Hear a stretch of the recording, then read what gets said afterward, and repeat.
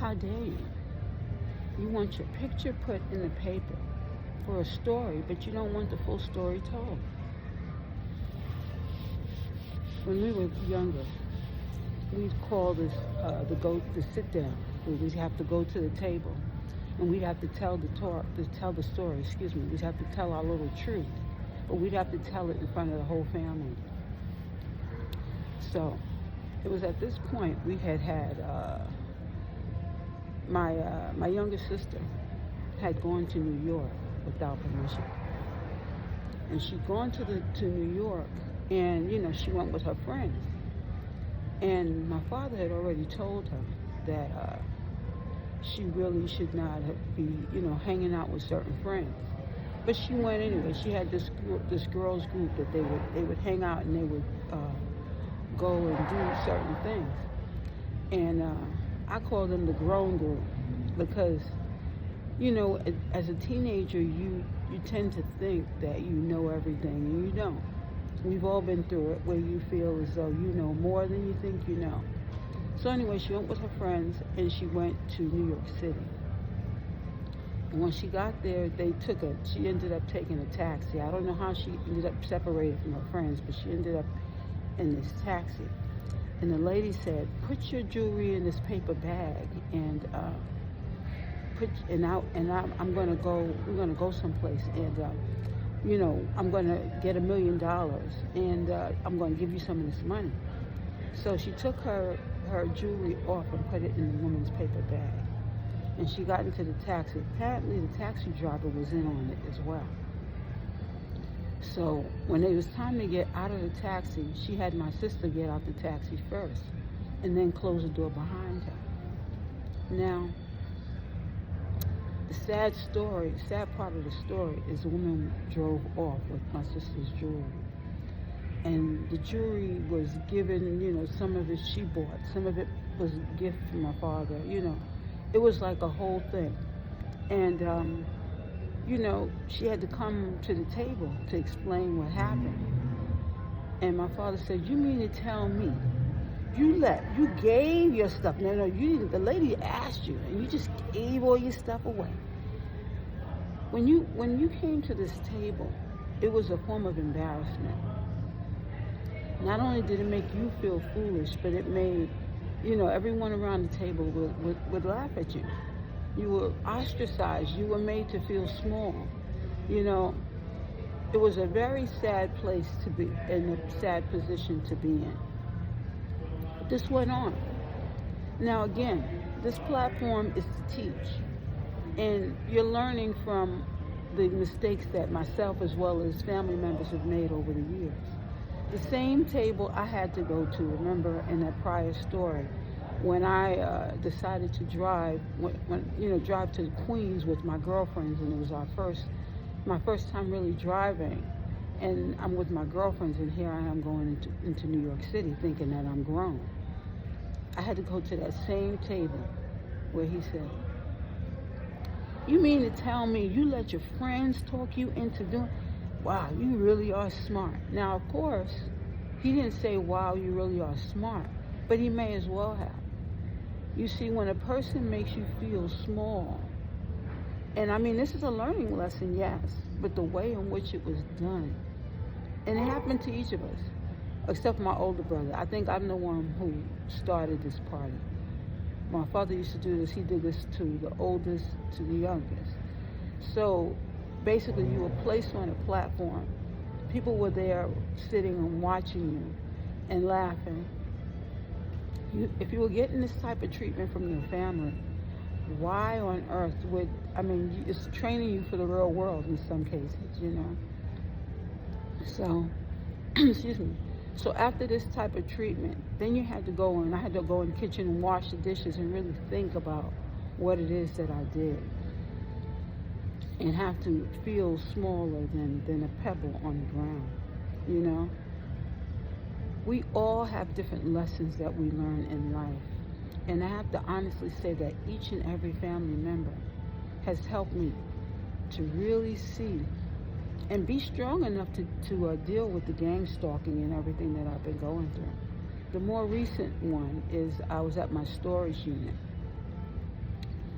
And I'm at my storage unit and I'm trying to organize certain things, and there's a man outside the door. Now, you know, when you go into a storage building, you have to make sure that you are safe. So I got this, I have this item that I use to lock the door so that I don't have to worry about what's going on behind me. I can still focus on what I'm doing. Of course, you're going to listen out and you're going to be safe at all times, but if you get certain mechanisms to lock yourself in, the person on the opposite side is going to have a problem trying to get in. And this is what happened.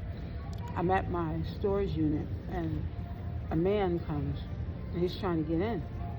And of course, like I said, I fixed the door so that no one can come in unless I open it up. So he's standing out there and just standing out there, and of course he's, you know, trying to make me feel uncomfortable. So I called management and I called the police. And when I called the police, they actually came this time.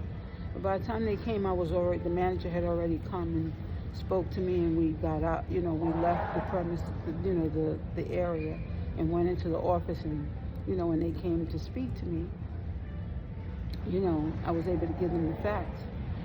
But of course, the guy left, who was standing outside the door and trying to make me feel uncomfortable. Each experience that you have, God is preparing you for the next step. We have to always know that although things might seem hard at one particular time or another, know that you're being prepared for a bigger picture, you know?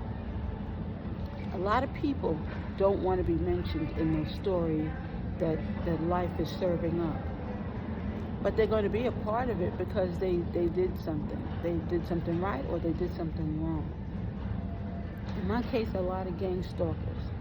You know, I went to the gym and they send this guy to come and talk to me, another one.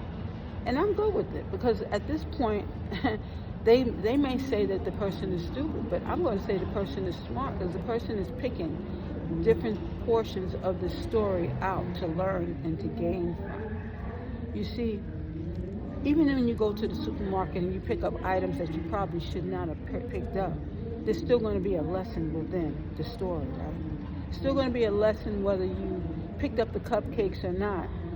If you picked up the cupcakes, the lesson and the lessons you're going to learn is that maybe next time you're not going to cheat on that diet, because now you're going to have to spend even more time in the gym, right?